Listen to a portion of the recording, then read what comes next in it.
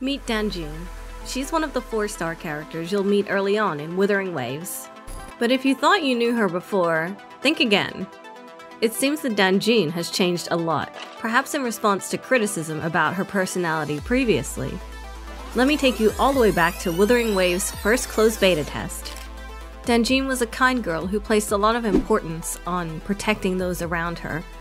She considered her found family to be real family and would protect them no matter the cost. I am willing to give everything in exchange for it. Her big, soulful eyes would look rather empty at times.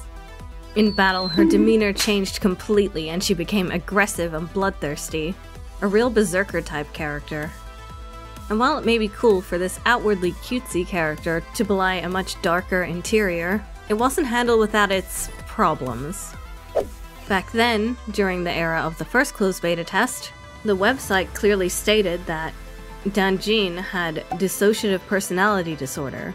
In fact, there was a lot of emphasis on her official announcement about her mental health.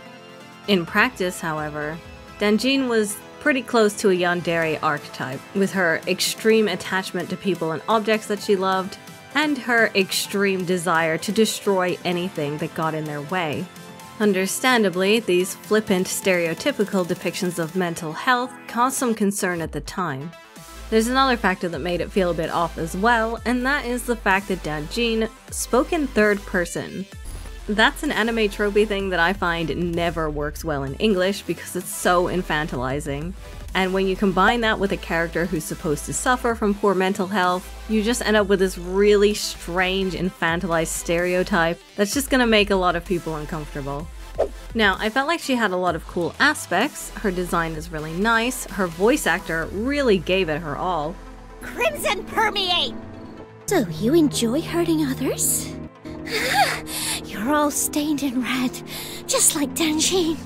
At this time, Danjin had an elder sister that was spoken about quite a bit, and it seemed that Danjin had this fear of being left behind.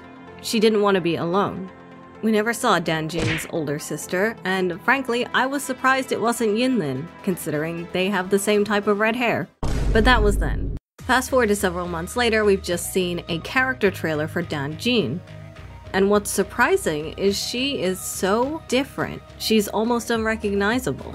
Now her eyes are full of life. She looks happier.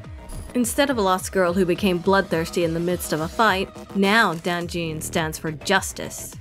It seems that she wants to help people out and do what's right. In her reports, the emphasis has been taken away from her mental health. Instead, it only mentions that her risk of overclocking is related to her emotional state and that her psychological and physical condition should be monitored. In addition, she should undergo routine counseling and examinations. In the trailer, we're given a glimpse of a dark side, perhaps, to her, but her true personality remains unclear. In recent announcements, her sister gets no mention at all, so it's unclear if she's still tied to the story at all. However, her jade pendant, which once was related to her sister, is now said to hold great significance for Danjin.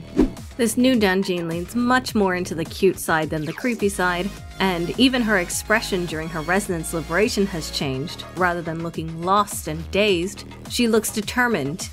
Sadly, we can tell from the latest footage that the way she delivers certain dialogue has changed, which means we no longer get that really impressive no mercy. No mercy! No mercy! What can I say? I was just a huge fan of her delivery before. But I get that it's not what they're going for anymore. Perhaps they'll try to explore issues of mental health in a different way going forward. In a more subtle way. More realistic. However, the best change in my opinion is, based on the voice lines we've been able to see so far on her announcement page, it seems that she speaks in first person now. I love that for her. She deserves it. It just sounds so odd when they make anime girls speak in third person. And notably, they don't do that with anime boys either. It's always the girls. Encore also shared this problem, so I'm crossing my fingers for her too. But how do you feel about Danjin now? Do you prefer the old closed beta 1 version or the new version post-criticism? It's also really nice to see that they're taking feedback seriously, not just in gameplay, but in writing as well. Unless they're trying to pull the rug out from under us, they've shown that they're willing to completely change a character's personality for the sake of the fans. And that's always something I think is admirable. But if you want to learn about another character from Kuro's upcoming game, we'll tell you all about Alto in this video.